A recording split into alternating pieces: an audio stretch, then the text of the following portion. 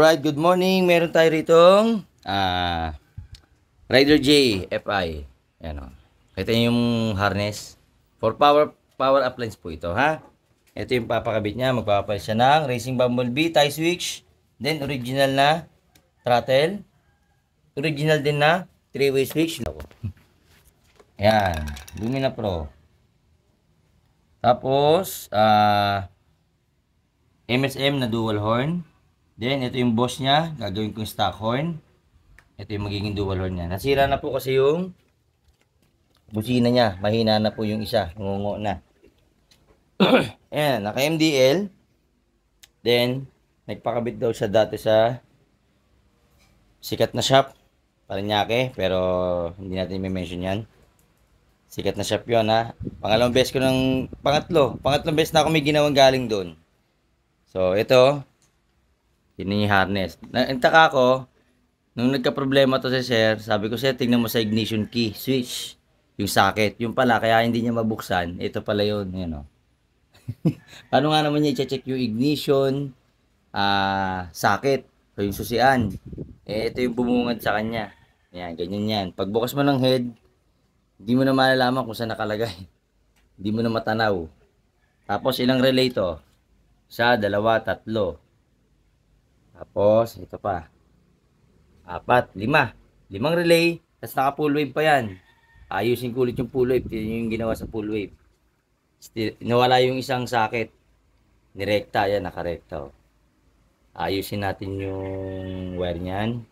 Lahat to. So, ito yung before niyan. Madugo to, madugo. Pipinish natin to mamaya. Ayusin natin sa mga switches niya. Alright, so yun lang po. Maraming salamat. Okay, konting dagdag lang, no. Sa knowledge para sa inyo to. Meron kasi ako napansin. Ayan. Ito, madalas ko nakikita sa motor. Ayan, no. Nakikita nyo to? Yung ignition socket, yung galing susian, dito nag-tap. Saka to, dito nag-tap. So, overload na yung current kasi lahat dito kinukuha. Dahil hindi natin hindi ko alam bakit tinatamad sila maglagay ng bagong linya papunta rito na siguro tinatapad magbukas ng flarings.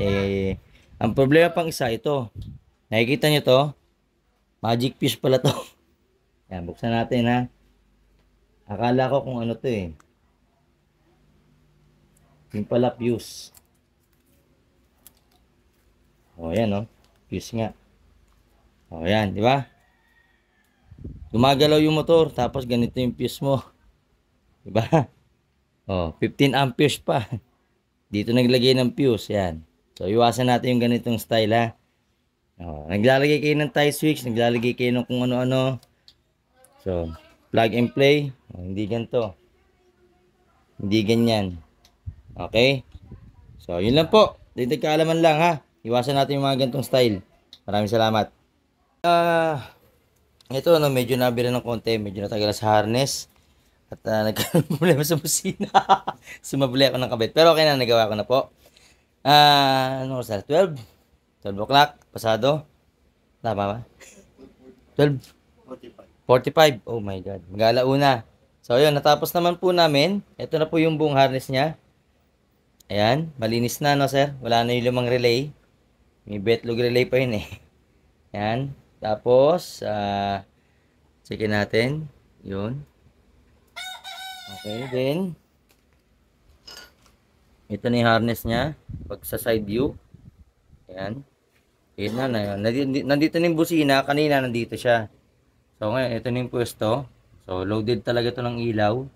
Ayan yung dual horn niya. Pinaltan namin kasi sira ng isa.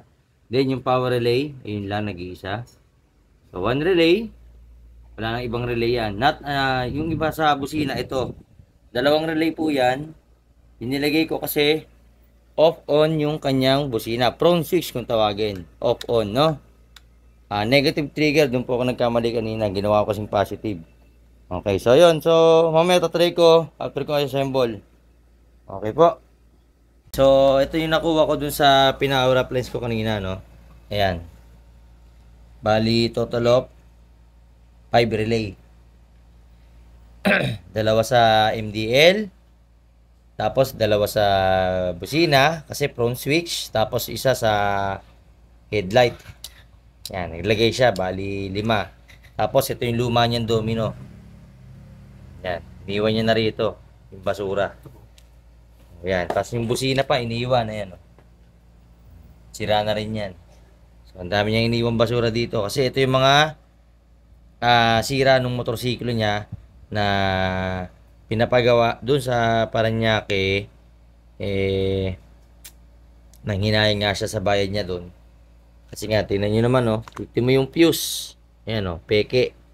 Yung fuse holder. Yung fuse case, oh. Ayan, oh, hugot pa nga yung wire, oh. Tatanggal.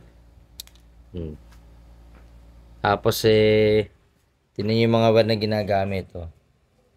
Diba? Plug and play daw, eh. Ano, plug and play. Yan, iwasan nyo yung ganito, sir, ha? Mga sir, mga paps. Yan, iwasan nyo yung ganito. Wala akong plug and play pag nagwa-wirings. Alright, so yun lang po. Maraming salamat. Alright, so ito, tapos na. At yan si sir. Sige sir, on. Yun. Then, buksan mo lahat. Busina. Dual. Yun. Stock dual, palitan. Then, headlight. Headlight. MDL. Okay, hazard. Underlights. Yun, busina. Walang crap.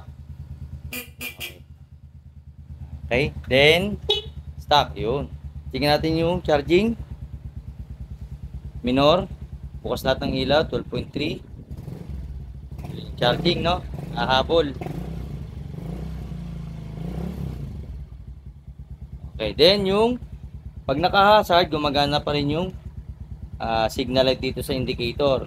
Kahit naka-hazard na siya, ayan, no? Sige sir, off natin. Then signal light. Yun, no?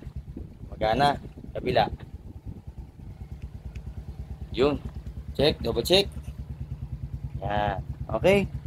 So, yun lang. Finish na po yung ating power up lines. At maraming salamat po, sir. Sige, saan po kayo, sir?